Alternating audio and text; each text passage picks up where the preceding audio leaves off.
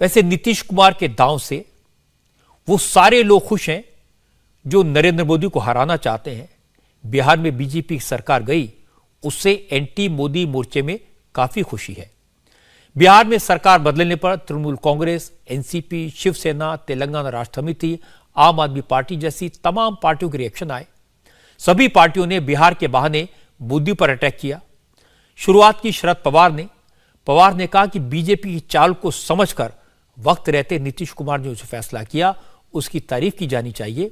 शरद पवार ने कहा कि बीजेपी ने इससे पहले भी अकाली दल और शिवसेना जैसे अपने सहयोगियों को कमजोर किया, साथी दलों को कमजोर किया, लेकिन नीतीश कुमार ने जैसे को तैसा जवाब दे दिया। भाजपा के राष्ट्रीय अध्यक्ष जेपी नड्डा ने अपने भाषण में कहा था कि स्थानीय पार्टियां हैं उसमें एक भी नहीं बचेगी, सिर्फ हमारी पार्टी ही बचेगी। इसीलिए नीतीश कुमार ने आरोप लगाया कि बीजेपी धीरे धीरे अपने सहयोगियों को खत्म करती है। पंजाब में अकाली दल करीब खत्म होने की कगार पर है। महाराष्ट्र में भी एकनाथ शिंदे की मदद से शिवसेना को तोड़ा।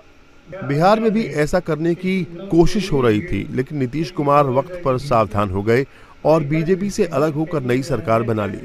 यह नीतीश कुमार का समझदारी भरा कदम है। शरद पवार की टीस इस बात की है कि उद्धव ठाकरे की शिवसेना को बीजेपी ने तोड़ दिया, महाराष्ट्र में सरकार पलट दी और इस बात की उन्हें कानों कान खबर नहीं लगी थी। शिवसेना का उद्धव ठाकरे गुट भी बिहार में बीजेपी को मात मिलने से खुश है।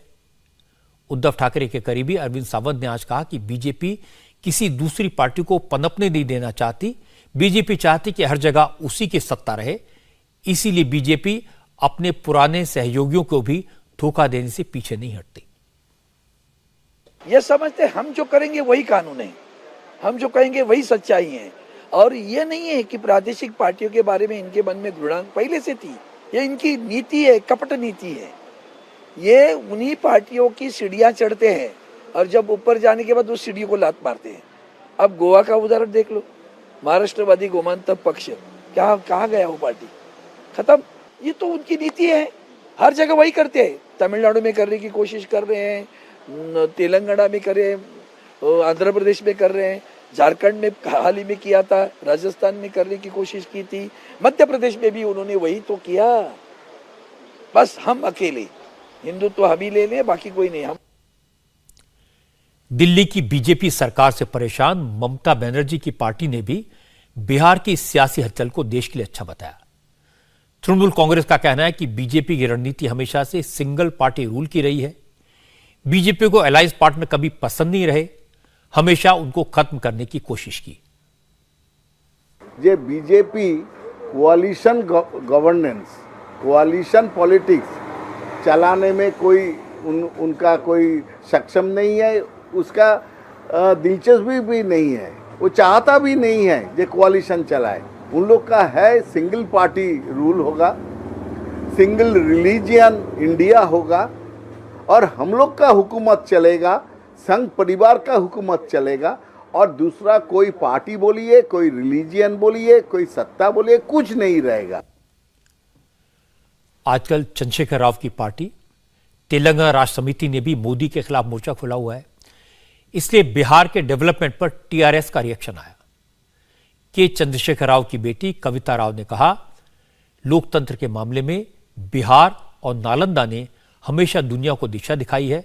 उम्मीद है इस बार भी ऐसा ही होगा। मेरा मानना है कि ये पूरे देश के लिए एक शुभ संकेत है। पिछले दरवाजे की राजनीति से सत्ता में आने की बीजेपी की सियासत का नीतीश कुमार ने अच्छी तरह से मुकाबला किया है। मैं नीतीश कुमार की तारीफ करना चाहती हूँ। साथ ही जिस तरह महागठबंधन की पार्टियां उनके साथ खड़ी रही, उनकी भी सराहना की जानी चाहिए। पिछले दरवाजे से राजनीति की सत्ता पर कब्जा करने की सियासत हमेशा के लिए बंद होनी चाहिए। बिहार और नालंदा ने हमेशा दुनिया को रास्ता दिखाया है। उम्मीद है हर जगह ऐसा ही होगा। आम आदमी पार्टी भी बीजेपी का विकल्प बनने की कोशिश कर रही है। अरविंद केजरीवाल गुजरात में जोर लगा रहे हैं। आज भी वो गुजरात में थे।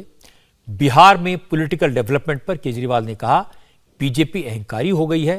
अहंकार तो रावण का भी नहीं रहा जब केजरीवाल से यह पूछा गया अगर नीतीश कुमार विपक्ष की तरफ से प्रधानमंत्री पद के दावेदार बनते हैं तो क्या वो उनको सपोर्ट करेंगे, इस पर केजरीवाल ने कहा लोकसभा चुनाव में अभी वक्त है, तब की तब देखी जाएगी। बिहार में जो घटनाएं घट रही हैं वो ये दिखाता है कि भारतीय जनता पार्टी बहुत अहंकारी होती जा रही है और उसके अहंकार की वजह से जनता भी उससे दुखी होती जा रही है देश भर में, और दूसरी उसकी सहयोगी पार्टियां वो भी उनका साथ छोड़ती जा रही हैं। शिवसेना ने उनका साथ छोड़ दिया, अकाली दल ने उनका साथ छोड़ दिया, जेडीयू ने उनका साथ छोड़ दिया। अहंकार तो रावण का भी नहीं चला था। अहंकार आ जाता है तो फिर आपका पतन शुरू हो जाता है। बिहार यही दिखा रहा है कि ये सही नहीं है उनका। अभी तो ऐसा कुछ है नहीं, ना तो वो प्रधानमंत्री के उम्मीदवार हैं, ना कोई ममता जी हैं, ना मैं हूं। जब 24 आएगा तो 24 का देखेंगे, अभी तो 1.5-2 साल है। जितनी पार्टियों ने आज बिहार में हुए बदलाव को देश में बदलाव की शुरुआत बताया, बीजेपी की उल्टी गिनती की शुरुआत बताया, वो सभी पार्टियां पूरी ताकत से नरेंद्र मोदी का विरोध करती रही हैं। शरद पवार, ममता बनर्जी, उद्धव ठाकरे, चंद्रशेखर राव, अरविंद केजरीवाल, ये सारे के सारे नेता मोदी से परेशान हैं और मोदी के खिलाफ बोलने का कोई मौका नहीं छोड़ते। क्योंकि नीतीश ने बीजेपी को झटका दिया और बहुत दिन बाद कोई मोदी को झटका दे पाया, इसलिए आज सब नीतीश की तारीफ कर रहे हैं। नीतीश को देश को दिशा दिखाने वाला बता रहे हैं। नीतीश भी विरोधी दलों की एकता की बात करने लगे हैं। लेकिन जैसे ही यह सवाल पूछा जाता है कि क्या ये बड़े बड़े नेता नीतीश को नेता मानने को तैयार हो जाएंगे, क्या ये बड़े बड़े नेता नीतीश को प्रधानमंत्री के पद का दावेदार पेश करने के लिए तैयार हो जाएंगे, जैसे इस सवाल का जवाब मांगा जाता है तो विपक्षी एकता टूटती बिखरती दिखाई देती है और ये एक सच्चाई है। इंडिया टीवी हर वक्त हर जगह डाउनलोड करने के लिए सर्च करें India TV news Google play store या ऐप स्टोर पर।